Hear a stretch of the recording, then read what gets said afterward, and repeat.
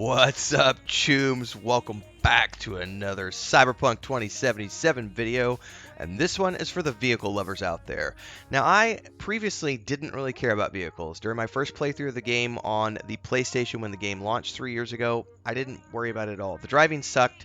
There were vehicles, but I didn't really get into it that much. But with 2.0 and Phantom Liberty in particular, all the new radio stations, all the new vehicles, the new vehicle contracts, everything else, driving has become somewhat of a passion of mine. I've been doing the test drive videos and having a lot of fun collecting vehicles this time around and listening to the radio stations, which are all pretty legit. So today's video is sort of a 5 tips for vehicle lovers. If you're a vehicle lover and you're a new player to Cyberpunk 2077, this might be a few things that you didn't know about vehicles and driving and everything else in Cyberpunk 2077. Hopefully you enjoy. If you do, don't forget to like, subscribe, and hit the bell icon so you never miss an update. Don't forget to check out the Discord. Links are down below. Member videos up above if you are a new member to the channel. And of course, also check out all the other playlists because we do a ton of stuff here on the channel and the streams. Without further ado, let's get into the game and check this out. Alright, so the first tip I can give you relates to the fact that I'm not very good at driving in Cyberpunk 2077. And I'm playing on the Xbox Series X, which means on the controller, and it is more finicky on the controller than with mouse and keyboard. But thankfully there are some sliders that you can adjust to kind of help with the driving experience if you want to. So I've got it up to the default right now. We're going to go ahead and get in. And by default, they've got it set at 100% sensitivity, and it is super sensitive. And if you're in a car like this one, like, you just barely touch it, and the car will jank left and right. So we'll just... And you can oversteer if you're not careful. Especially if you start going fast. And this car slides all around. Sorry. Sorry, buddy. So it's a little squirrely just because of the nature of this car.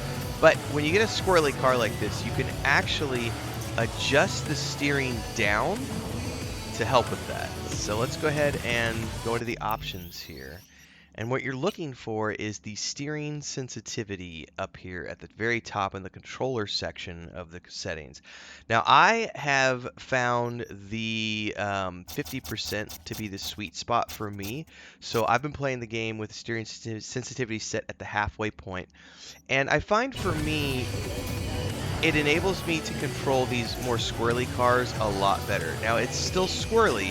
If you bear down on the stick, you're still going to slide around. But at 50%, when I tap it now, instead of like janking the car, I actually need to hold it to steer.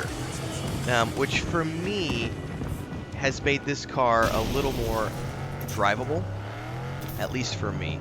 Now, another tip that I can give you is that, at least for me, I don't like the way the cars drive in first person in this game, even though they look absolutely freaking amazing, like this one. This is my Quadra, by the way. This baby is just absolutely amazing. You've got the various versions of the third-person camera, and I find when you're dealing with the squirrely cars, the third-person view works the most. By the way, let's just appreciate the music. Keys, baby.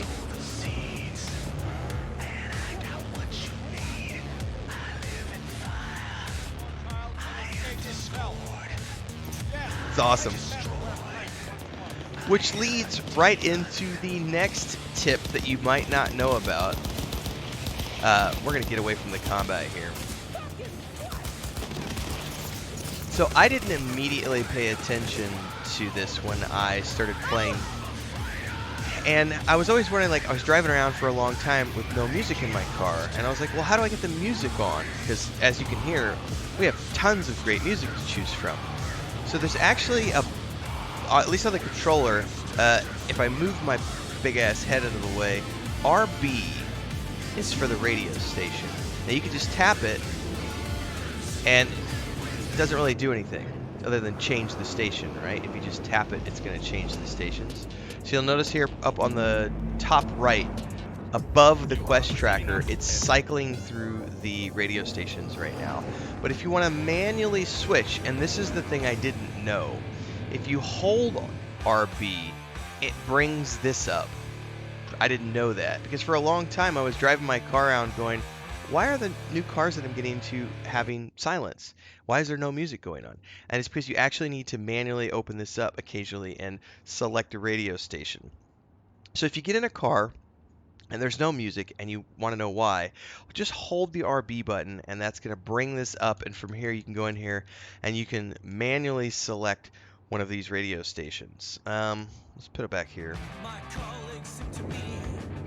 And then you can always just hit RB if you want to manually, or excuse me, just quick tab through the radio stations.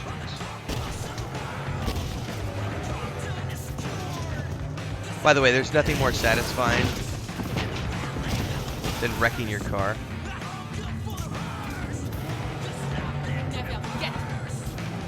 All the cars are different, by the way. So if I wanted to get out of this for an example and get into something that's a little more controllable, we can. And when we do that, you're going to notice something really quick, which is that the radio station that you left it on when you got out of your previous vehicle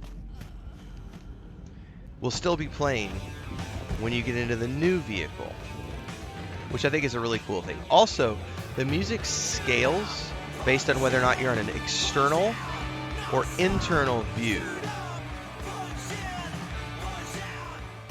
Alright, next tip for everybody is that if you want to find these vehicle contracts, it just pinged on the mini-map up there on the top left. I just took out a civilian. I'm very sorry for that. But if you want to find these, what you'll have to do is you have to drive around until you find them popping up on the map. Now, I'm going to go ahead and go over here and ditch the cops really quick. I'm going to hunker down here until they bail. But the big thing is that the vehicle contracts are temporary and don't always stay. Like, sometimes they're cars that are going to be on the move, sometimes they're cars that are stationary but they're getting robbed, so on and so forth. Look at the cops are all looking for me up there. Alright, we ditched him. Alright, so if for some reason you don't find one of these vehicle contracts and you're looking for them, you need to just drive around. And there's a lot of different territory to cover and they can pop up anywhere. And they don't necessarily show up on the big map. So you're only going to see them on the mini map when you're close to one. So if you want to do the vehicle contracts, which I highly recommend you do, I've got a couple of videos out on the vehicle contracts and why you would want to do these. Do them. We're going to go ahead and get in. It's going to spawn combat. I'm going to get a call from Mr. Hands.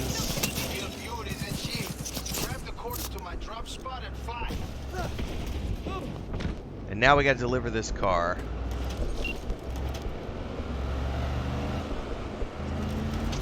So we just follow the waypoints.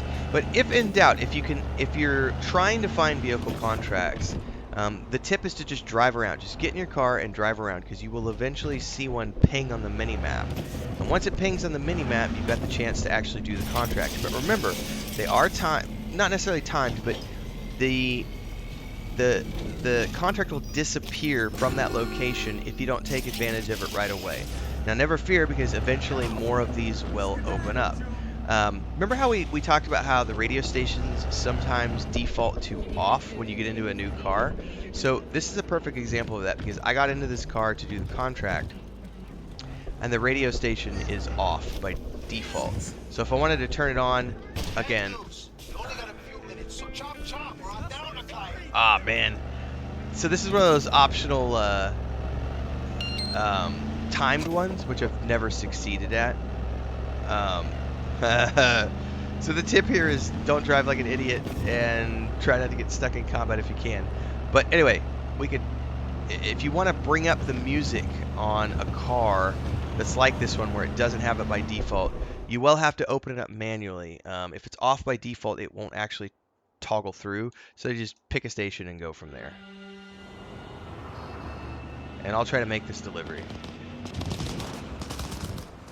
Alright, now here's an Autofixer Terminal in front of me. There's one in your apartment when you first start the game, but you'll find them scattered around the town as well. If you're looking for them on the mini-map, you're going to see this little car icon. You don't see it on the big map, but if you're on the mini-map, you'll notice, I'm going to back away from it a little bit, it's like a car icon up there, and that's one of these terminals. So if you go to a terminal and click on it, you're going to notice that a lot of these cars are locked behind, well, we'll scroll down until we find one that's locked. All right, here's a couple. These are locked behind this icon, and if you click on it, it says unlock by completing more vehicle contracts for Muammar. So Muammar is the dude that runs the vehicle contracts in... Somebody's calling me. Briefly, Mr. Hands. Netwatch has dispatched a hunter. I'll wait for him to finish his spiel. As the quarry, exercise caution. Say what? Bree Whitney sold the Militech's data, then disappeared. Netwatch is now out to wipe anyone who came close to it. Occupational hazard. Take care of yourself, V. Bounty hunters, man. Chick fucking hazed me. Yeah, she did. So if you go through here, a lot of these cars are unlocked for me now because I've been doing quests for him for quite some time. But when you first start the game, most of these are going to be locked, and you're going to actually have to run quests for him in order to get these. So when you're going through here, just look at the ones you want and think about what you're aiming for. But then just anytime you see one of these vehicle contracts, just do them as they pop up, because that's the only way to unlock all of the cars that the Autofixer has available. So it's just a quick tip. Anytime you see those vehicle contracts, do them. There's a lot of different types, but Muammar, or El Capitan as he calls himself, has a lot of different vehicles available, but you do have to rank up with him. It's kind of like a faction quest to be able to get up to the top. So food for thought. Quick commercial break, everyone, to give a shout out to our first official guild officer, Babylonia, as well as all of the guild champions, and of course, all of the members who help keep me on the air full time. To join as a member, simply click that join button below and pick your tier, but you can also support with SuperChats on any live stream or premiere, or SuperThanks on any upload or YouTube short. Don't forget the Discord. Let's get back to the video. And I think the final tip we can cover in today's little video for those of you who are car lovers here is that cars aren't the be-all, end-all. And if you're someone like me who has a really hard time controlling vehicles, which I do, the bikes are some of the best options that you have in the game. And Jackie's Arch is one of the first motorcycles you're going to get in the game for the storyline. And this is probably the only vehicle I will drive that I feel comfortable driving in first person with. All the other ones just control so crazily that I have a hard time driving. Also, I don't know why my helmet is showing. It's not supposed to be showing. But in any case, going into first person on a motorcycle is extremely satisfactory. And because the bikes control extremely well, it's just a great ride to run around town in this mode with first person on. Now granted, if you have vertigo issues, this might not be something to your liking, but if you just want to cruise around town in first person mode, I have found that the motorcycles are the best way to do so, just because they control well enough. Did I make the jump? I did not make the jump. Let's do a wheelie. On the wrong side of the road. But again, if you don't drive very well like me, you still might have accidents like that. But first person on the bikes is a thrill. And there's different bikes you can get. They all control a little bit differently. I find the ARC motorcycles control the best. And if you like riding bikes in real life, I think you're going to find that they're quite enjoyable here as well. Because the way they sound and feel is just tasty, tasty, tasty. Now we're getting outside of town here. I want to show you a quick tip here really quick, which is not necessarily related to this particular vehicle, but we're outside of town here. Wait a second, somebody. All right, I don't have to worry about that. That's not me. That's not me. Remember how I was talking about this, where's it at? The Avenger is just super hard to control because it is a super fast, super squirrely vehicle. Well, when you get these straightaways, come back, Mr. Car. When you get these straightaways ahead of you, we're gonna keep it first person for a minute. Here we go. This is when you can just get out on the open road and just go. And just go, man. There's not a lot of traffic out here on these highways, and you can just get out here, put the pedal to the metal, and you can still lose control of the vehicle. I almost did right there. But otherwise, you can run around and just come out here, and if you watch my test drive videos, I do a lot of the test driving out here on the straightaways. That's why I don't drive in first person, because you can get this view right here, which is just awesome. You just punch it, man, and see how fast your cars can go. Cruise down the highway on the straightaways. It's awesome.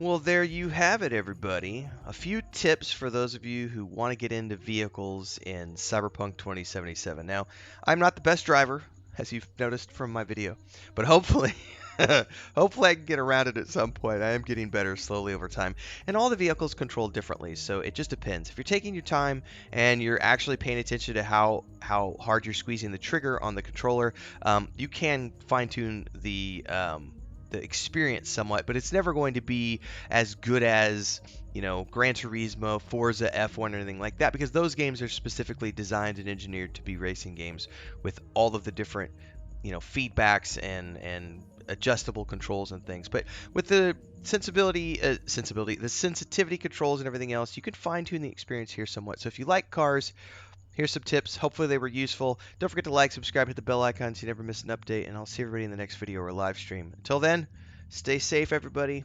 Happy gaming, chooms.